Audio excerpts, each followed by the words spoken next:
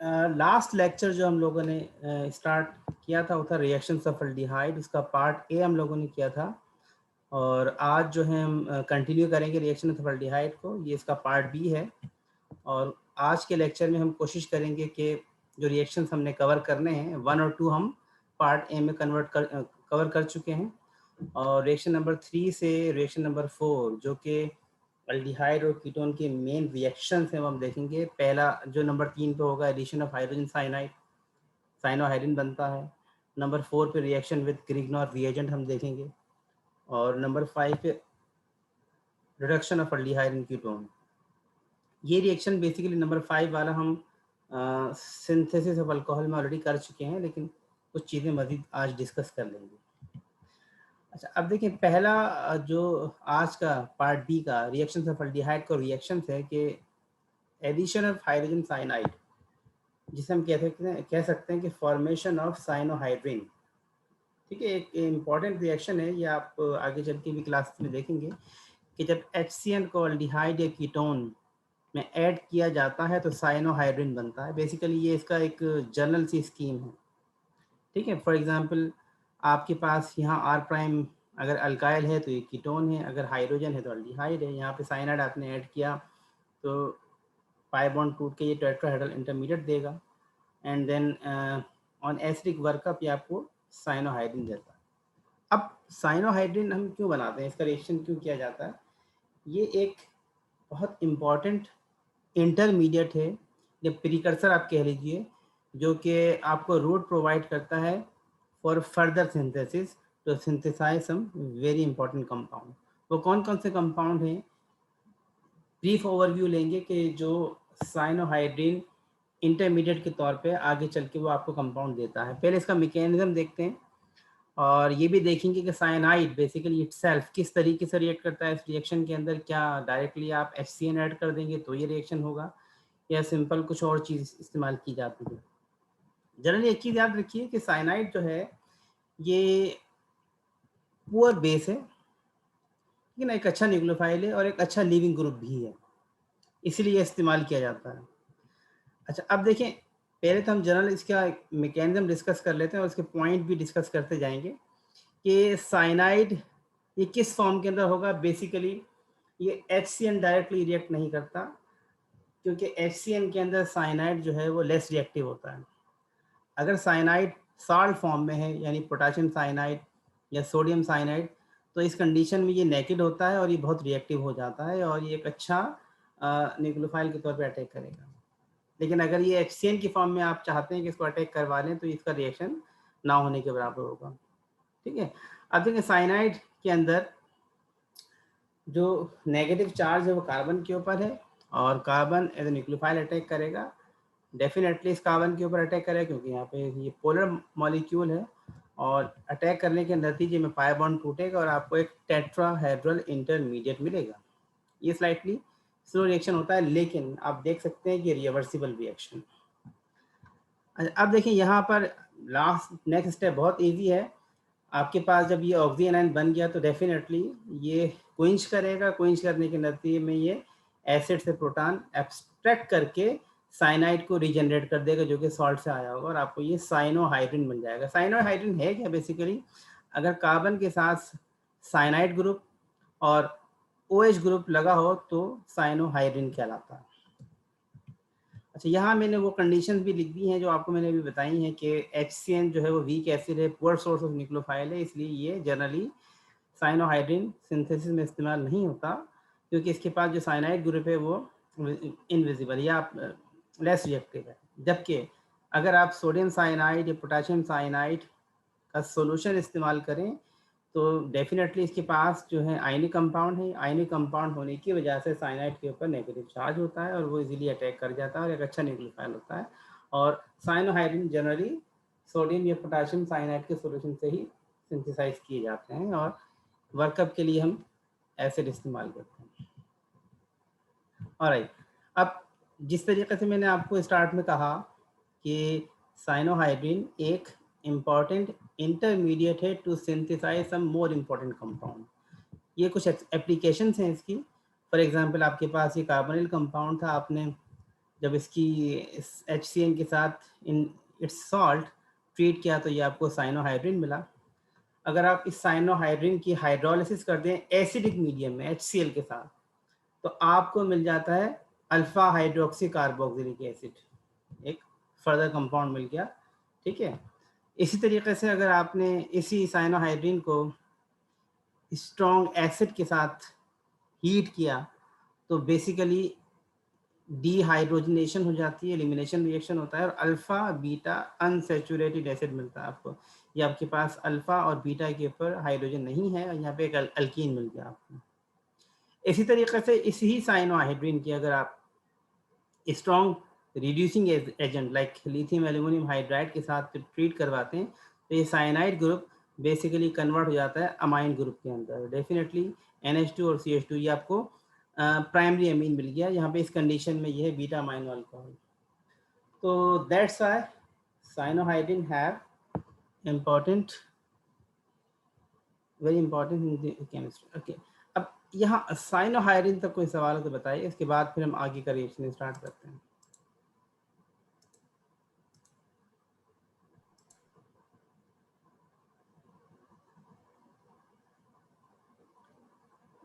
Cyanohydrin तक कोई question हो तो पूछिए। सर ये अल्फा बीटा अनसैचुरेटेड एसिड कैसे हुआ? देखें ये जो कार्बोक्सिलिक एसिड है ये तो फंक्शनल ग्रुप है। इसके बाद वाला जो कार्बन है ये कहलाता है अल्फा कार्बन और जो सेकंड कार्बन है वो कहलाता है बीटा कार्बन। ठीक है, अल्फा और बीटा के ऊपर डबल बॉन्ड है, अनसेचुरेशन है, इसलिए कहते हैं अल्फा बीटा अनसेचुरेटेड। ठीक है, और एसिड क्यों कह रहे हैं? कार्बोक्सिलिक एसिड है, ये तो सिंपल कार्बोक्सिलिक एसिड का नोमेनक्लेचर भी है।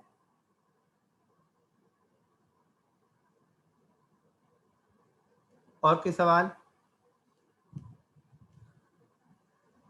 राइट, आगे चलते हैं।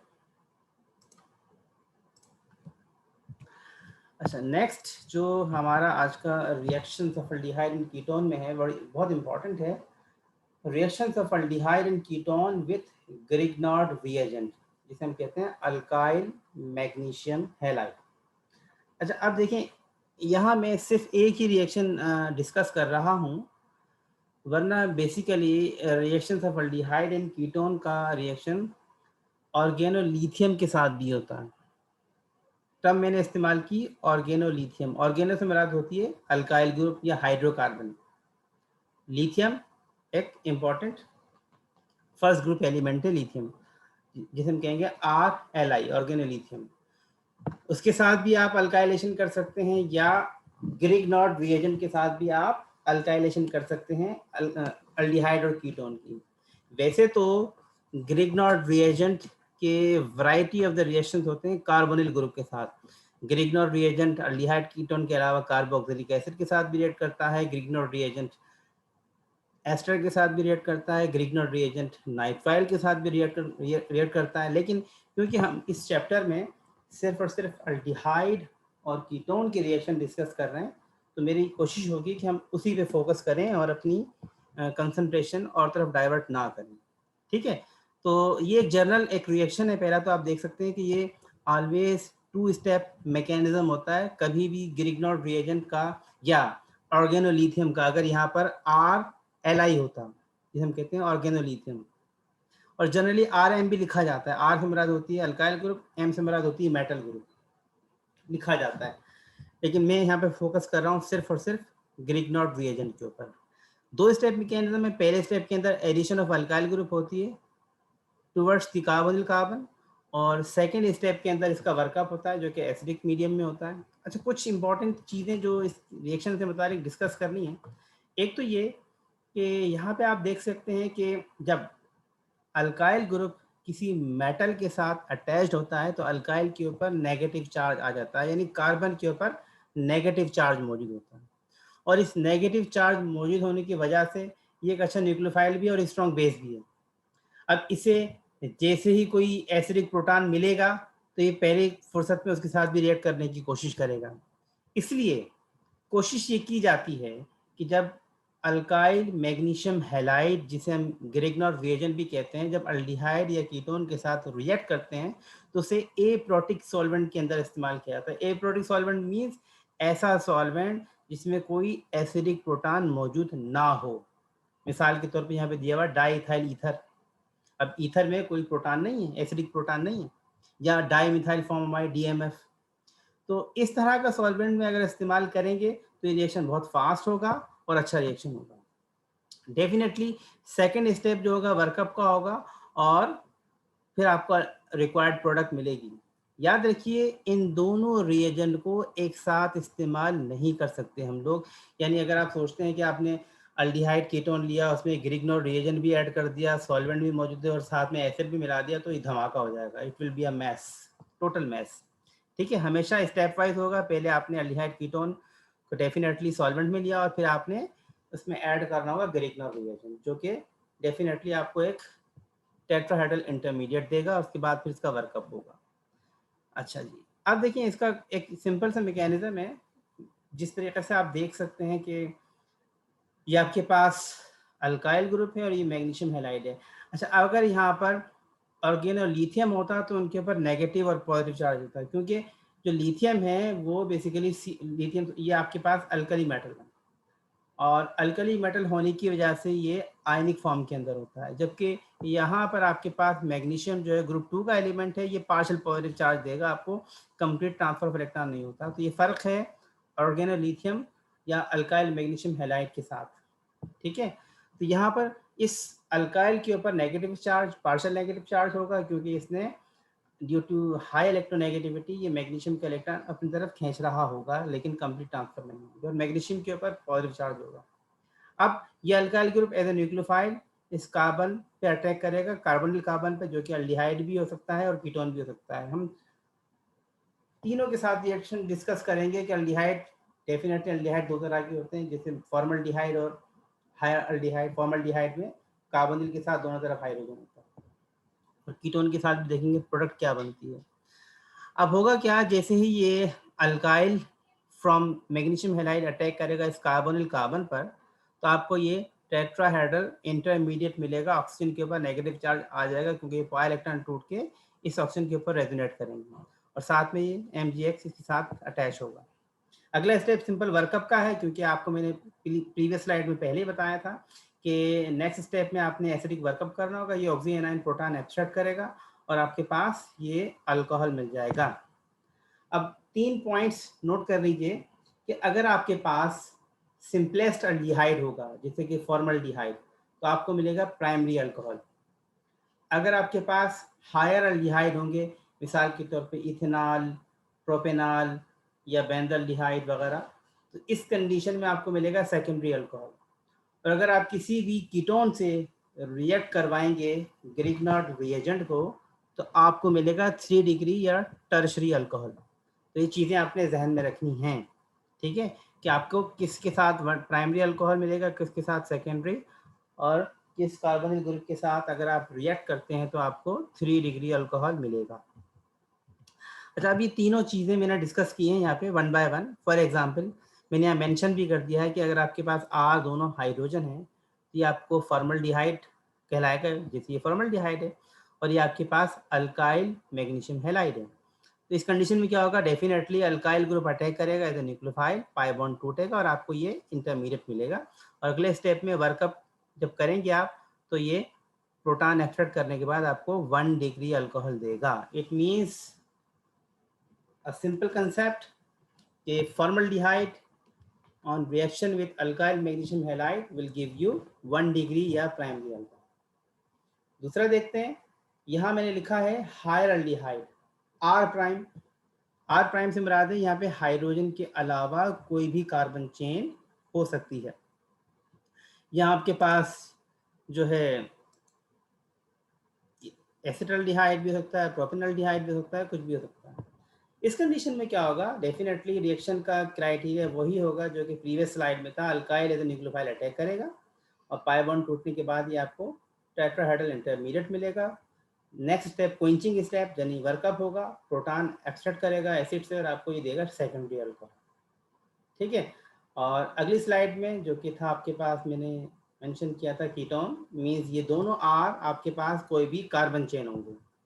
वही same mechanism, alkyl group attack करेगा from the RMGX, pi bond टूटेगा, टेट्राहेड्रल इंटरमीडिएट मिलेगा आपको। और अगला स्टेप जो होगा वो आपका वर्कअप स्टेप होगा। वर्कअप के बाद आपको ये 3 डिग्री अल्कोहल मिल जाएगा। ठीक है। अच्छा, अब कुछ एग्जाम्पल है, मैं आप लोगों का माइक भी अनम्यूट कर रहा हूँ और मुझे बताइए, इनका जवाब देने की कोशिश कीजिए। हाँ, किसी ने यहाँ पे तुबा निसार ने पूछा है वर्कअप से क्या मुराद है। वर्कअप से मुराद होती है कि अगर आपके पास कोई इंटरमीडिएट ऐसा है जिसके ऊपर कोई चार्ज है नेगेटिव या पॉजिटिव, तो आपने उसको न्यूट्रल कंडीशन, न्यूट्रल में कन्वर्ट करना है। उसके लिए आप क्या करते हैं, उसको अगर वो नेगेटिव चार्ज है तो एसिड के साथ, अगर वो पॉजिटिव चार्ज होता है तो बेस के साथ ट्रीट किया जाता है। ठीक है। तो प्रीवियस स्लाइड में आप देख सकते हैं कि ऑक्सीजन के ऊपर नेगेटिव चार्ज था और वो एक आयनिक कंपाउंड था। उसे आप जब एसिड के साथ ट्रीट करेंगे तो वो उसका कहलाएगा वर्कअप। वर्कअप से मुराद किसी एसिड के साथ ट्रीट करना या बेस के साथ ट्रीट करना और चार्ज कंपाउंड को न्यूट्रल कंपाउंड में कन्वर्ट करना। अच्छा जी, और तो कोई सवाल नहीं था यहाँ पर। अब आप लोगों से मैं सवाल पूछता हूँ और मुझे बताइए कि ये आपके पास एक रिएक्शन है, क्या ख्याल है आपका, क्या प्रोडक्ट हो सकती है। ये आपके पास है साइक्लोहेक्साइल मैग्नीशियम ब्रोमाइड और ये आपके पास है फॉर्मल्डिहाइड। जल्दी बताइए भाई। चलिए ये बता दें कि कौन सा अल्कोहल बनेगा, 1 degree, 2 degree, 3 degree. Sir alcohol नहीं बनेगा।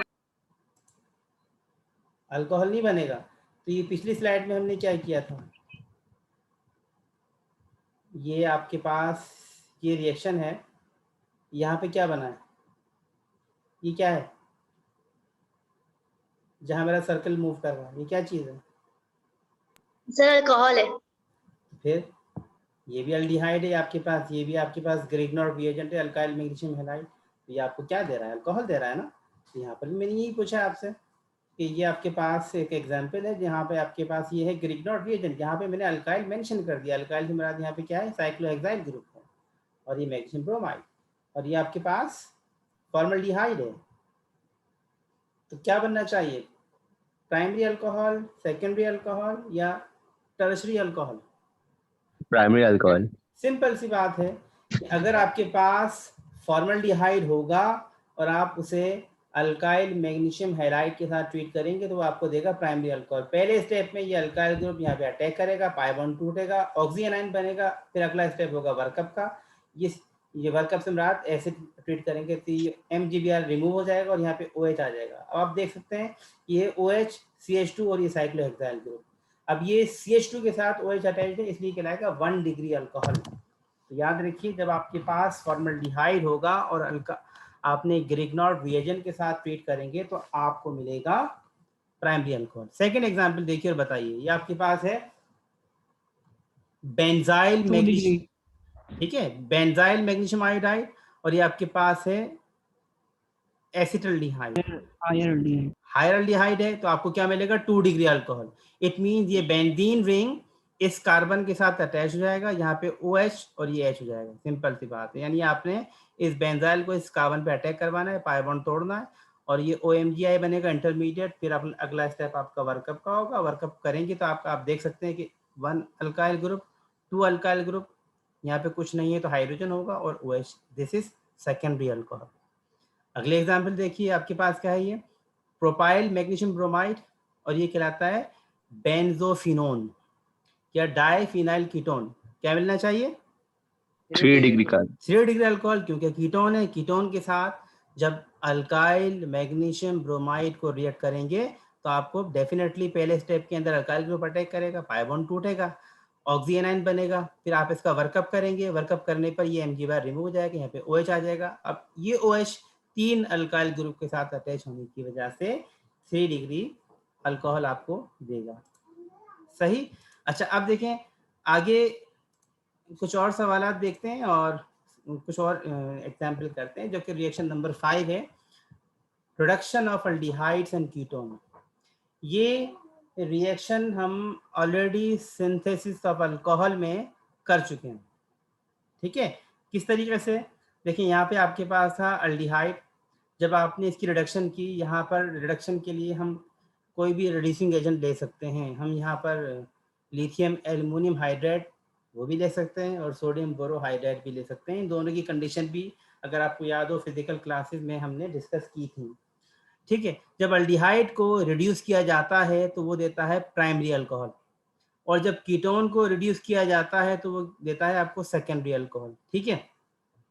किस तरीके से देता है ये हमने कंडीशन फिजिकल क्लास में भी डिस्कस की थी, आज भी थोड़ी बहुत डिस्कस कर लेते हैं। पहली इंपॉर्टेंट चीज लिथियम एल्युमिनियम हाइड्राइड के बारे में डिस्कस करना, दोबारा डिस्कस कर रहे हैं कि ये है क्या, क्यों इस्तेमाल किया जाता है। पहली चीज अगर आपको याद हो, मैंने आपको क्लास में भी डिस्कस किया था कि लिथियम एल्युमिनियम हाइड्राइड एक स्ट्रॉन्ग रिड्यूसिंग एजेंट है। उसका रीजन ये है कि एल्युमिनियम और हाइड्राइड का जो बॉन्ड है वो पोलर बॉन्ड है, इनकी इलेक्ट्रोनेगेटिविटी डिफरेंस बहुत ज़्यादा है। इसी वजह से जो हाइड्राइड प्रोवाइड होगा लिथियम एल्युमिनियम हाइड्राइड से वो स्ट्रॉन्ग न्यूक्लियोफाइल होगा, ठीक है। उस हाइड्राइड को रोकना बहुत मुश्किल होता है, इसी वजह से लिथियम एल्युमिनियम हाइड्राइड सिलेक्टिव नहीं है, ठीक है। ये तमाम कार्बोनिल ग्रुप को रिड्यूस कर देता है, चाहे आपके पास एसिड हो, चाहे एस्टर हो यानी कार्बोक्सिलिक एसिड हो, चाहे एस्टर हो, चाहे वो अल्डिहाइड हो, चाहे वो कीटोन हो, इन तमाम को लिथियम एल्युमिनियम हाइड्राइड रिड्यूस कर देता है, ठीक है। मैंने यहाँ लिख भी दिया है कि बहुत बेसिक होता है, बहुत वायलेंट होता है और ये डिस्टिंग्विश नहीं करता। और जनरली अगर आपने जब लिथियम एल्युमिनियम हाइड्राइड के साथ रिएक्शन करवाना भी है तो आपने एप्रोटिक सॉल्वेंट इस्तेमाल करना है। अगेन वही रीज़न क्या है इसका, क्योंकि जो हाइड्राइड है वो हाइड्राइड से बनाते हैं H नेगेटिव चार्ज। जब ये बेस भी है, जब आपने कोई भी प्रोटिक सॉल्वेंट इस्तेमाल किया जैसे मिथेनॉल, ठीक है, या वाटर, तो ये इनके साथ रिएक्ट कर जाएगा instead of the reacting compound, ठीक है ना। हमेशा जब रिडक्शन आपने करनी है या reducing agent lithium aluminium hydride आपने इस्तेमाल करना है कार्बोनिल कंपाउंड के लिए, तो हम हमेशा एप्रोटिक सॉल्वेंट इस्तेमाल करते हैं, मिसाल के तौर पे ईथर या THF। और ये किसी भी कार्बोनिल कंपाउंड में डिस्टिंग्विश नहीं करता है क्योंकि ये H नेगेटिव देता है। अच्छा, यही सवाल आपको मैंने एग्जाम्पल में भी दिया था, अगर आपको याद हो, जो लास्ट असाइनमेंट दी थी कि आपके पास अल्कीन था और साइनाइड था, मीन नाइट्राइल ग्रुप था, तो ये डेफिनेटली नाइट्राइल को रिड्यूस करेगा, अल्कीन को नहीं करता, क्योंकि अल्कीन खुद न्यूक्लियोफाइल होता है, नेगेटिव चार्ज होता है उसके पास। याद रखिएगा, सिर्फ और सिर्फ ये नाइट्राइल ग्रुप को रिड्यूस करेगा, ठीक है। अच्छा, यहाँ पे लिख भी दिया है मैंने, रिड्यूसेस ऑल कार्बोनिल कंपाउंड। यहाँ कुछ एग्जांपल हैं आपके पास, जो फॉर एग्जांपल कार्बोक्सिलिक एसिड को भी रिड्यूस करके उसके करेस्पॉन्डिंग अल्कोहल में दे देगा, एस्टर को भी रिड्यूस करके उसके करेस्पॉन्डिंग अल्कोहल में दे देगा, यहाँ पे OR रिमूव कर देगा। और वेदर वी हैव अल्डिहाइड और कीटोन, इन कार्बोनिल को भी रिड्यूस करके आपका करेस्पॉन्डिंग अल्डिहाइड दे देगा। ये मैकेनिज्म हम फिजिकल क्लासेस में डिटेल के साथ डिस्कस कर चुके हैं। सोडियम बोरोहाइड्राइड का हम थोड़ा देख लेते हैं, इसका मैकेनिज्म भी हम डिस्कस करेंगे आज, just like similar with lithium aluminium hydride. अच्छा, आप देखें sodium borohydride, if you remember, mild reducing agent कहलाता है क्योंकि जो BH बॉन्ड है वो लेस पोलर है as compare to the aluminium hydride, इसकी बहुत कम इलेक्ट्रोनेगेटिविटी होती है, इसी वजह से ये सिलेक्टिव होता है। ये सिर्फ और सिर्फ अल्डिहाइड और कीटोन को रिड्यूस करता है। अगर आपके पास कोई कार्बोक्सिलिक एसिड या एस्टर का कार्बोनिल ग्रुप मौजूद है तो सोडियम बोरोहाइड्राइड उसे रिड्यूस नहीं करेगा, ठीक है, ये ध्यान में रखिएगा। अच्छा, अब अगर आपने sodium borohydride as a reagent इस्तेमाल किया तो आप प्रोटिक सॉल्वेंट इस्तेमाल कर सकते हैं, मीन्स अल्कोहल भी आप इस्तेमाल कर सकते हैं और वाटर वगैरह भी इस्तेमाल कर सकते हैं। यहाँ पे मैंने लिख भी दिया है जो कंडीशन मैंने आपको बताई थी।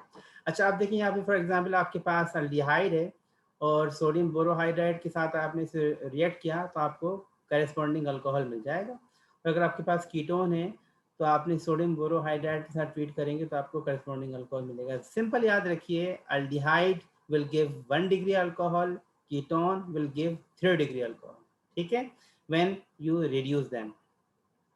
मैकेनिज्म देख लेते हैं इसका। सिंपल मैकेनिज्म है, जैसे कि मैंने आपको इनिशियली बताया था कि बोरोहाइड्राइड, हाइड्राइड यहाँ पे एज ए न्यूक्लियोफाइल काम करेगा। अच्छा अब देखें यहाँ जब ये हाइड्राइड एज न्यूक्लियोफाइल काम करेगा तो ये कार्बोनिल कार्बन पे अटैक करेगा, पाई बॉन्ड तोड़ देगा और ये आपको टेट्राहेड्रल इंटरमीडिएट दे देगा। ठीक है, टेट्राहेड्रल इंटरमीडिएट जब आप इसका वर्कअप करेंगे वाटर में तो ये ऑक्सीजन आयन प्रोटॉन एक्सेप्ट करेगा और आपको ये करस्पॉन्डिंग अल्कोहल दे देगा। ये OH बेसिकली BH3 के साथ मिल जाएगा और हाइड्रेटेड बोरोहाइड्राइड बना देगा आपका। ये आपका सेम मैकेनिज्म होगा अगर आपके पास कोई भी अल्डिहाइड या कीटोन होता है, देयर इज नो चेंज। ठीक है, यहाँ मैंने अगेन लिख दिया है कि aldehyde are reduced to 1 degree alcohol and ketone are reduced to give you 2 degree alcohol. अच्छा जी, यहाँ तक कोई सवाल हो पूछिए regarding reduction of aldehyde in ketone.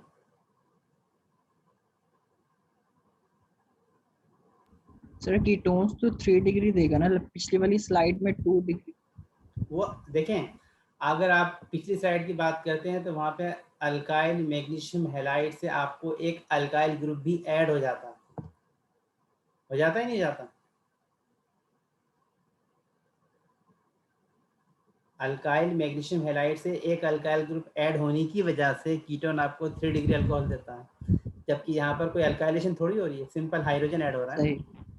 यहाँ पे सिर्फ और सिर्फ हाइड्रोजन ऐड हो रहा है। अच्छा आप देखें, ये समरी ऑफ रिएक्शंस हैं जो हम पार्ट ए और पार्ट बी में कर चुके हैं। ठीक है, आगे जो रिएक्शन होगा उसकी समरी नहीं है, ये वो रिएक्शन है जो अभी तक हम कर चुके हैं।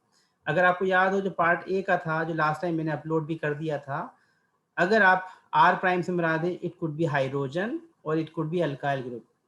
अल्डिहाइड या कीटोन को अगर आप वाटर के साथ ट्रीट करवाते हैं तो आपको मिलता है जैम डायोल। ठीक है, ये हमने रिएक्शन किया था, एक 1 पेज समरी है।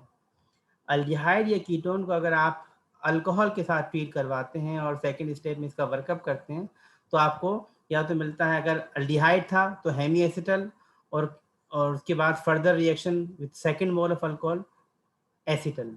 कीटोन था तो हेमी कीटल और अगर वो 2 मोल अल्कोहल के इस्तेमाल किए तो हेमी कीटल। सेकेंड हमने थर्ड जो रिएक्शन किया था आज के रिएक्शन में, अल्डिहाइड और कीटोन का reaction with sodium cyanide in water, वो आपको देता है साइनोहाइड्रिन। और जो फोर्थ रिएक्शन हमने आज किया वो था अल्डिहाइड या कीटोन को जब अल्काइल मैग्नीशियम हैलाइड के साथ ट्रीट करते हैं तो वो आपको क्या देता है, अल्कोहल देता है। डिपेंड करता है कि वो अल्डिहाइड कौन सा है, वो फॉर्मल्डिहाइड है, वो हायरल्डिहाइड है या कीटोन है। फॉर्मल्डिहाइड होगा तो 1 डिग्री अल्कोहल, हायरल्डिहाइड होंगे, हायरल्डिहाइड में एथेनॉल या प्रोपेनॉल तो आपको 2 डिग्री अल्कोहल देगा। ये कीटोन होगा तो आपको 3 डिग्री अल्कोहल देगा। इसी तरीके से अल्डिहाइड या कीटोन को जब रिड्यूस किया जाता है, generally we use sodium borohydride, mild reducing agent है, तो वो आपको अल्कोहल देता है। अल्डिहाइड होगा चाहे वो प्राइमरी हो, मिथेनॉल हो यानी फॉर्मल्डिहाइड या सेकेंडरी सिंपल हायरल्डिहाइड, तो वो आपको 1 डिग्री अल्कोहल ही देगा क्योंकि उसके पास एक कार्बन चेन होती है, जबकि कीटोन आपको 2 डिग्री अल्कोहल देगा। ये समरी थी जो अभी हम रिएक्शन कर चुके हैं। एक एग्जाम्पल और एक क्वेश्चन भी अब आपको मैं देता हूँ। ये सवाल देखिए, ये आपके पास एक अल्डिहाइड है, आपने उसे अल्काइल मैग्नीशियम ब्रोमाइड के साथ ट्रीट किया ईथर की मौजूदगी में और उसका वर्कअप किया, तो आपके ख्याल में कौन सी प्रोडक्ट होनी चाहिए? 1 यानी डीकेन 5 ओल, 2 ठीक है आपके पास ब्यूटाइल डीकेन 5 ओल है, 3 हेक्सेनोइक एसिड है, 4 ब्यूटाइल हेक्सेनोइड। इन चारों में से कौन सी प्रोडक्ट डू यू एक्सपेक्ट? जल्दी जवाब दीजिए, आसान सवाल है। रीजन? रिएजेंट के साथ यूज कर रहे हैं ना, हम उसको ट्रीट करवा रहे हैं। ठीक है, तो भाई आपने फौरन देखा कि आपके पास ये अल्डिहाइड था और हायर अल्डिहाइड था, mean other than formaldehyde. Formaldehyde के अलावा कोई अल्डिहाइड होगा और आपने ग्रिग्नर रिएजेंट के साथ ट्रीट करेंगे तो वो आपको देगा सेकेंडरी अल्कोहल। अब इन तीनों में चारों में से आप देख सकते हैं कि सेकेंडरी अल्कोहल सिर्फ 1 ही है। एग्जाम जो नंबर 2 ऑप्शन है वो सेकेंडरी अल्कोहल नहीं है, वो 3rd डिग्री अल्कोहल है, और ऑप्शन 3 और 4 तो अल्कोहल है ही नहीं। इसका आंसर क्या होगा 1। ठीक है, ये हमारा आज का लेक्चर था। और आज के लेक्चर में कोई सवाल हो तो पूछिए, इंशाल्लाह ये आज लेक्चर में अपलोड कर दूंगा, आप वहाँ भी देख सकते हैं जिन लोगों ने क्लास मिस की है। तो कोई सवाल?